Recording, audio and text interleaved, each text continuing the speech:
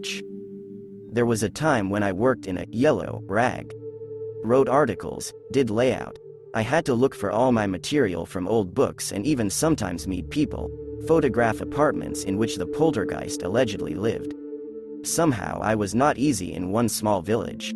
I expected to listen to various beliefs about brownies, barabashkas and other kikamors. Learn about Christmas divination and other village rituals. They have always been to my liking. The warmth somehow became in the soul from such mystical stories.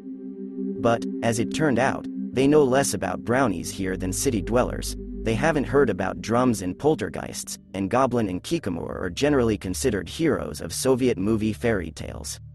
But one grandmother mentioned a certain squealer. At first I thought that this was the local name for a brownie. He creaks with the floorboards and knocks behind the stove. But the grandmother said that the brownie is the one who is mostly in the house. Yes, and she didn't really know about him, but squealer is another fruit.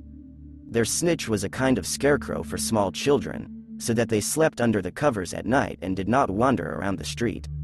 But to these words she added that when she herself was little, Squealer stole 3 children from the village. And the local men, they say, even saw him. The informer comes only at night from the darkest places, from the forest or caves. It can even start in an abandoned house, as it was when the children from the village disappeared. According to the grandmother, at that time he settled in an old abandoned house, where the owners died. The owners had nothing to do with it, their death did not attract informer in any way. The house simply remained empty, and it was dark in it day and night. And Squealer is for that and the dark force, that he only walks at night, and with the first rays of the sun hides where he has to.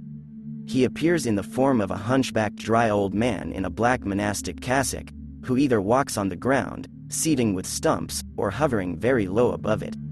He has long, bony arms with the same long, knotty fingers that he uses to tap everything around him. Sometimes he carries a short cane with which he taps the ground, poking around in it like a mushroom picker in foliage, as if looking for something. The informer is absolutely blind.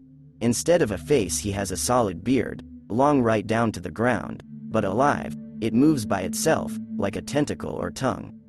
With this beard he grabs everything he comes across. Well, everything that comes across disappears in his beard. Probably, he pulls it into his mouth.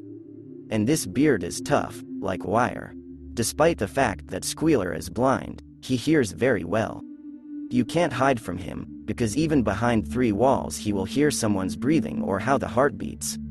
Tapping the surfaces around him, Squealer, apparently, is looking for a victim, either by identifying it by the sound reflected from the victim, or by instilling fear into the victim with his tapping, making her heart beat faster, which will certainly betray her.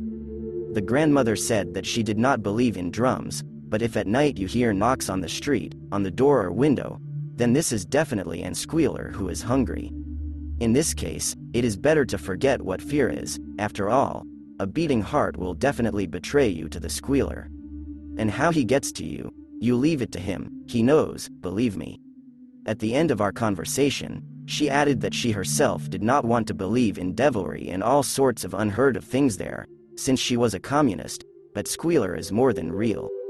She tried to believe that he was not there, and some maniac had killed the children, only their bodies were not found, and then in an abandoned house they found a fresh human tibia, from which the meat was completely torn off, and this bone was a child's.